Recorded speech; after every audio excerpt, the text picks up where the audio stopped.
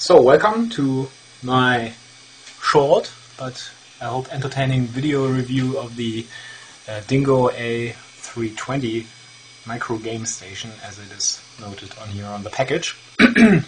I just got this from Deal Extreme, and I want to show you what's inside the package and what it would like to play with it.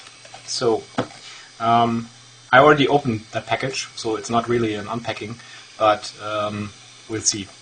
What you get? Okay, you get some instructional manuals.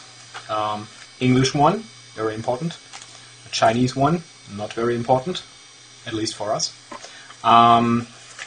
Something that I really can't understand. It seems like a compliance list or something. Don't know what it is. Also something else that has Chinese writing on it. Don't know what it is. Then the Dingo itself, very slick, very nice. More on this later. Then you got a video out cable. It's a standard composite video out, and it uses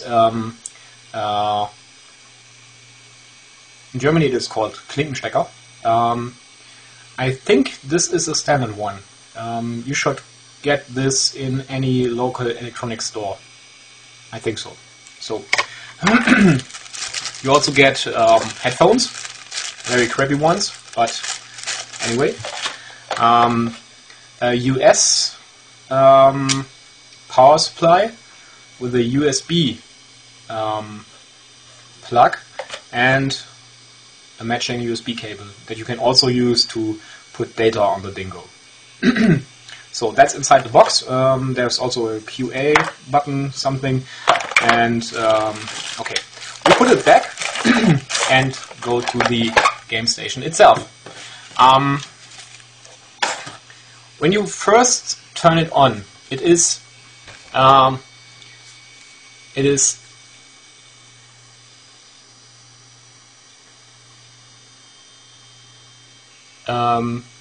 set to Chinese language. I already changed that to English.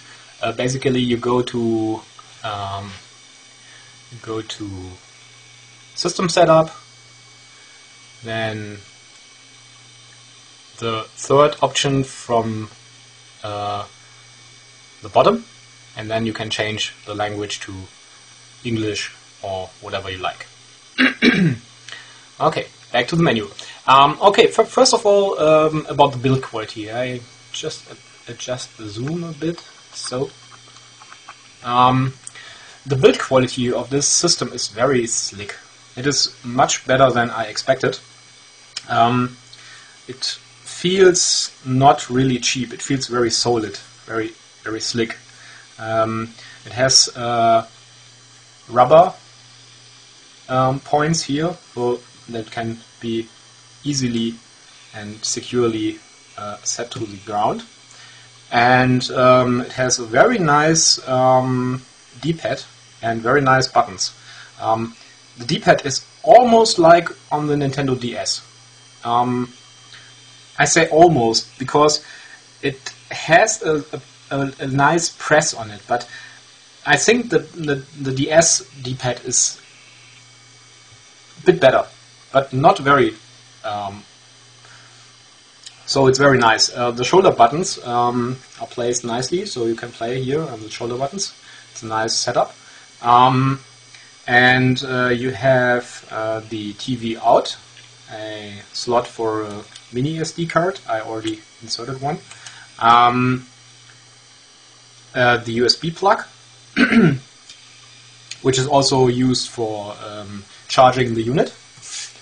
And there is the microphone and a reset button. And on this side you have headphones and the power button, which is also used for hold. On the back side there is Dingo Digital noted and the model number and made in China. So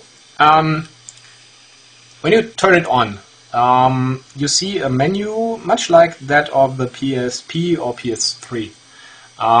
This is very much stolen from that design. What can you do with it? You have at the Game Center the option to play 3D games. That's the Dingo Digital own games format.